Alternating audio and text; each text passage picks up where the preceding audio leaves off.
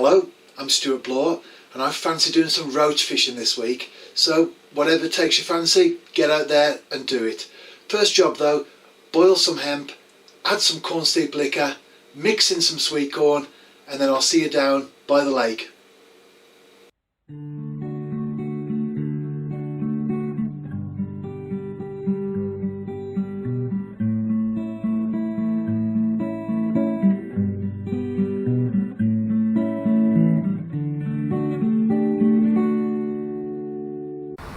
First fish of the evening. That's a nice size, isn't it? It's not a monster. It's not likely to make the angling press front page, but I'm happy with that, and that's what counts. I'm a great believer, as you know if you watch my videos on a regular basis, in keeping things simple. Anyway, this is as simple as you can get. I'm fishing a half-ounce lead, and as you can see, that's just a free running one there. And there, to create my hook length, I've got a small shot and a 5mm bead that fits over it, and then I've got a hook length of about 4 inches, and I've got a size 10 hook, so I'm fishing the line straight through. It's 4-pound line. It might seem quite heavy for the sort of fishing I'm doing, but I'm targeting the bigger fish, and if I get one, I want to make sure that I land it.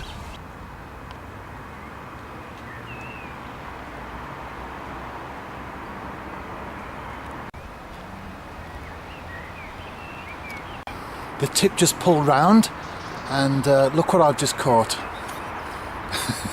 It's a coot. Anyway, that's going back in one piece. Doesn't know what's happened to it. Hopefully next time it'll not take my sweet corn.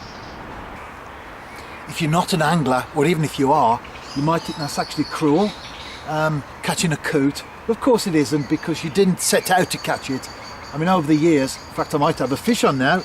Yeah, I've got a fish on. Oh no, this came off. But over the years I've had numerous coots and tufted ducks. Those are the two species that dive and will take baits. And they all go back with no problem whatsoever, other than maybe a bit of a bruised ego. That's the only thing that they go back with.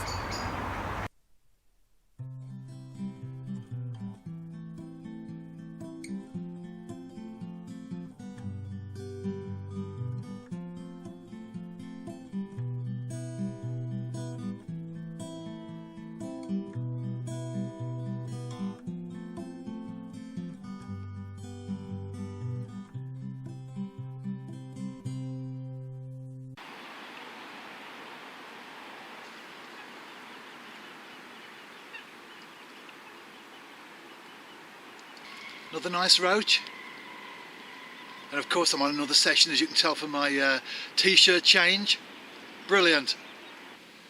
That was great. I've only just arrived as well, so I think that was about my second cast. I did have a pluck on the first one, so it's good to get off the mark.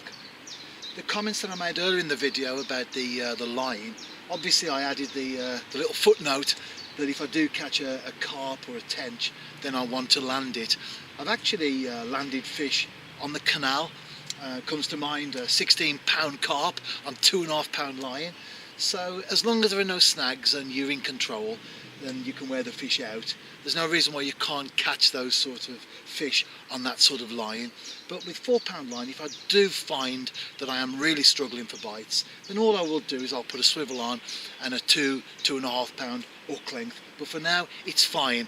And for me, the size of the fish you just saw, that's what I've been catching so far. Not many, but for me, it's definitely quality over quantity, and that's a great thing about fishing, isn't it? It can be to each and every one of us whatever we want it to be. Anyway, I'm watching my rod tip again as I've got it out there, cast it out again, and hopefully let's get another fish.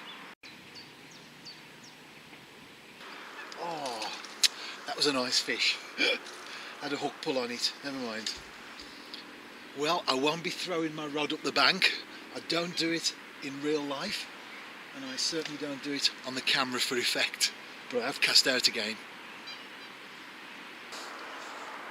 Let's see if I can land this one. Yeah, it's coming in.